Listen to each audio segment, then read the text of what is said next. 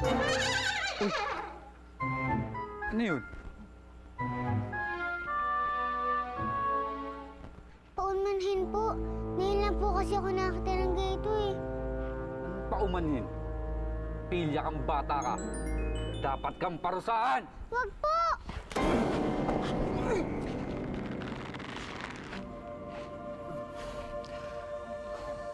Huwag mong wawala to, anak, ha? Alam mo naman, yan lang ang alaala ng iyong ina, ha? At ikaw naman, bata lang ang kaya mong patulan. Hambog ka, mga kawal!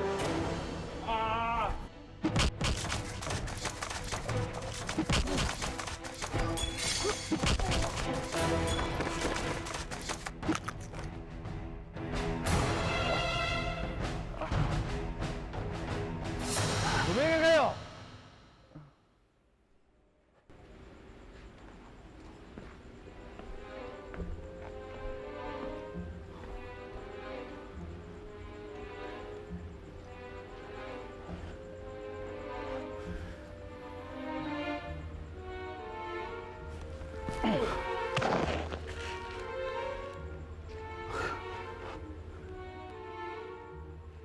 Anong pangalan mo, Kawal?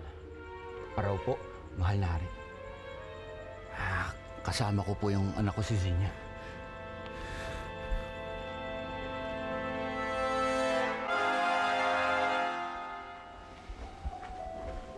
Rufina, oh. Tubig. Ina, O ano? mahina na po yung katawan niyo. Sasabihin ko kay Romero na kapag inuutusan ka, ako na lang ang gagawa. Pero Dwarfina, anak, hindi ka naman sanay sa gawain ng taga-silbi. Nakakuha na mangyari sa'yo, Dwarfina. Ama, ina, huwag po kayong mag-alala. Sa totoo nga po, naging taga-silbi po ako sa mundo ng mga tao. Yun po yung naging trabaho ko sa bahay ni Inay. Inay, ginawa kang taga-silbi ng tunay mong ina? Mahabang kwento po. Siguro ang importante lang marunong na ako maglaba, magsampay, mamalansya, tapos maglinis ng bahay. Napakarami na nagbago sa iyo, anak. Oo nga po Pero po, sa ngayon, importante po, hindi po nagbago ang tingin ko sa inyo. Na kayo, ang natutunin kong ina at ama. Salamat. Hindi ko po kayo tatalikuran. Saan kayo pupunta? Anong ginagawa niyo dito? Calixto, sumama ka sa amin! Bakit? Ano ito?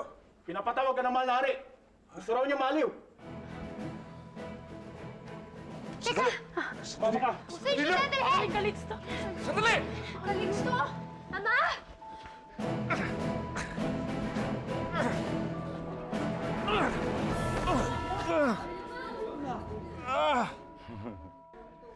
Calixto! Bagay na bagay sa iyong asawa't anak ang maging alipin ng palasyo. Anong kailangan mo, Juliano? Haring Juliano, Calixto. Matuto ka magbigay galang. Kung ayaw mo akong kilalanin bilang hari, dadaanan natin ito sa palakasan. Magkakaroon tayo ng paligsahan kung sino sa atin ang mas malakas ang katawan at isip. Kung sino ang karapat-dapat na kilalanin maging hari.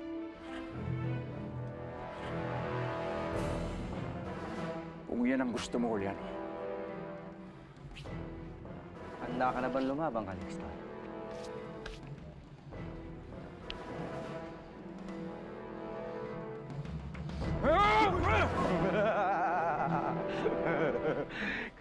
Calixto. Hindi ako ang makakalaban mo. Sabi ko naman sa'yo, di ba? Palakasan ng katawan at isip. Paraw!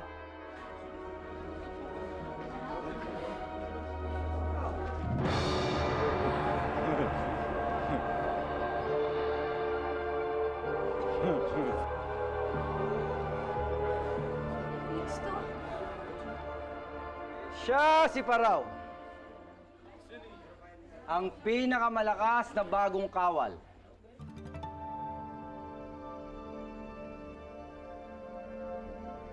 Kapag nanalo ka sa labang ito, Calixto, kikilalanin kitang maging hari.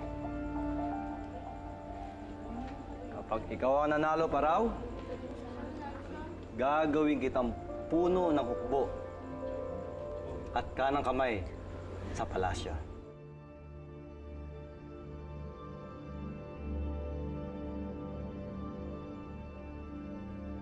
Galingan mo, Itang! Talunin mo siya!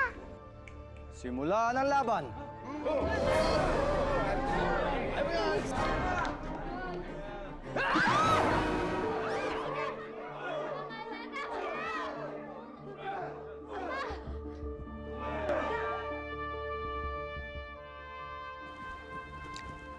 Camila, ano yung ingay na yun?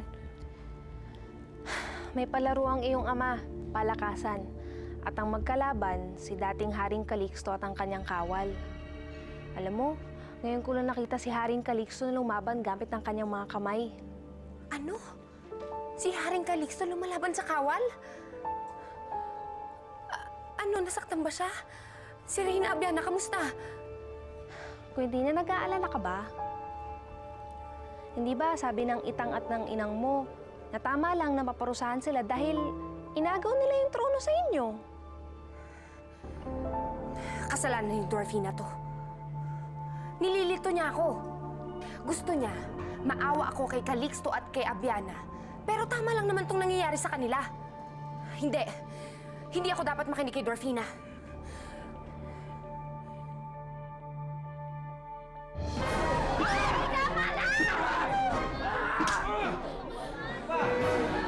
Baba ka!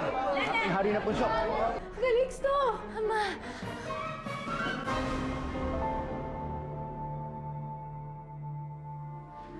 Di kita kaya saktan sa harap ng anak mo. Nainip ako, Calixto! Lalaban ka ba? O si Abiana ang mananagot? Abiana! Abiana! Ano, Calixto? Lalaban ka ba? Ah!